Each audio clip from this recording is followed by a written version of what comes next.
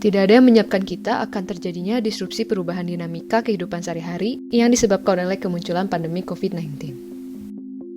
Sebelum terjadinya fenomena ini, kehidupan dijalankan secara normal, tanpa masker, bersosialisasi pun juga tanpa khawatir. Saat pandemi, sensitivitas kita terhadap ergonomi menjadi semakin meningkat. Urgensi atas kepentingan perlakuan ruang terhadap kesehatan dapat dirasakan ketika berpergian kemanapun.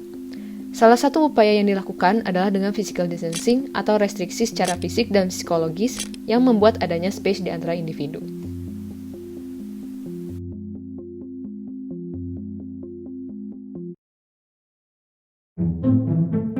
Sekarang nih terpaksa gitu ya, kita terpaksa di karantina, terus dari gitu kita terpaksa nggak bisa, ekonomi ini nggak bisa berjalan seperti pada umumnya. Tapi mau nggak mau ekonomi tetap harus berjalan, kalau nggak orang nggak dapet duit. Terus udah gitu sayangnya kita udah nggak diajarin nih cara bercocok tanam, kita nggak diajarin cara untuk survive secara permaculture gitu. Kita diajarinnya cuma bisa survive lewat belanja online gitu ya, maksudnya lewat Tokopedia dan segala macam convenience yang modern convenience yang udah dikasih gitu. Karantina membuat kita beradaptasi dengan tuntutan untuk berada di satu cakupan ruang dalam jangka waktu yang lama. Dan ujungnya, menghasilkan kebiasaan-kebiasaan baru secara kolektif. Siapa sangka kewajiban untuk menjauhkan diri dari sesama yang diantisipasi hanya berlangsung selama 2-3 minggu, tak kunjung usai walau telah menjelang setengah tahun lamanya. Sebelum adanya pandemi ini, nyatanya setiap individu sudah menciptakan gelembung imajiner masing-masing yang menjadi batas jarak nyaman saat berinteraksi dengan orang lain. Edward Hall menyebutnya proxemics, studi tentang penggunaan ruang oleh manusia dan pengaruhnya terhadap perilaku, komunikasi, dan interaksi sosial. Terlepas dari itu, arsitektur yang notabene dapat menjadi solusi dari berbagai isu kehidupan, tentunya memiliki peran yang signifikan pula dalam menangani kasus ini. Salah satunya dengan menggunakan material transparan seperti kaca sebagai pembatas ruang. Material ini gak hanya dapat memberikan kesempatan untuk manusia saling bersemuka, namun juga melakukan interaksi dan saling terkoneksi satu sama lain tanpa harus berada di ruang yang sama. Jadi selama pandemik ini kan orang jadi lebih sadar akan ruang-ruang negatif yang dulunya terabaikan. Foyer itu juga seperti itu. Jadi bukan foyer, kalau di Indonesia mungkin teras atau ruang transisi yang tadinya tidak terdefine atau tidak terdefinisi secara jelas, itu orang jadi mikir di situ, oh gimana kita bisa membuat satu protokol gitu, sehingga orang bisa masuk ke rumah dengan nyaman dan bersih gitu.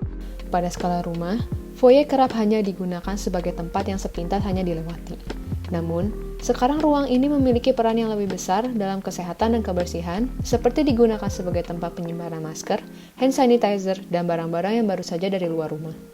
Hal ini menunjukkan bahwa ruang transisi akan sangat berkemungkinan memiliki signifikansi yang besar untuk kedepannya.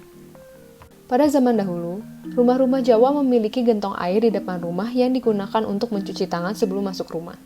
Ketika hal tersebut dilakukan lagi pada saat ini, kita seakan-akan menemukan kembali fungsi ruang transisi sebagai perantara antar ruang. Perubahan-perubahan ini juga menciptakan pengalaman baru dalam peribadatan yang dialami para jemaat dan jamaah. Penataan dan tata letak ruang dalam rumah ibadah juga harus menyesuaikan dengan kebutuhan kesehatan. Ruang gerak yang dibatasi hingga simbol X berwarna merah mencolok bertebaran di rumah ibadah. Penggunaan teknologi virtual menjadi salah satu alternatif kegiatan peribadahan langsung. Secara virtual, ritual-ritual dan peribadatan akan terasa berbeda tanpa adanya keramaian dan ruang gerak bebas. Ucapan-ucapan doa yang menggema pun juga gak terdengar dari gawai manapun. Dengan demikian, beberapa pengalaman ruang tidak dapat digantikan dan harus dirasakan secara langsung. Beberapa kebiasaan baru sehari-hari sekarang telah menjadi tantangan bagi para desainer, khususnya arsitek dan interior desain. Ruang-ruang dalam hunian yang awalnya merupakan ruang untuk beristirahat dan berkeluarga sekarang sudah bergeser fungsinya menjadi ruang untuk bekerja dan bersekolah. Pemberian jarak demi keamanan saat pandemi sebenarnya bukan hal yang manusia baru temui sekarang. Kebiasaan ini terbentuk dari pengalaman manusia-manusia sebelumnya di waktu dan dekade yang berbeda dalam menangani berbagai macam penyakit menular. Jadi, apa yang bisa diprediksi dari sini? Selanjutnya bisa aja akan terus dilakukan eksplorasi desain untuk perkembangan masa kini.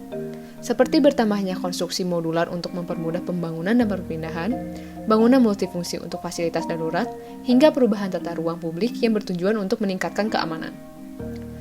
Arsitektur berada di latar belakang dalam menghadapi COVID-19, tetapi tak bisa dipungkiri bahwa ia menjadi salah satu faktor besar dalam membangun lingkungan binaan yang lebih baik dan aman bagi masyarakat.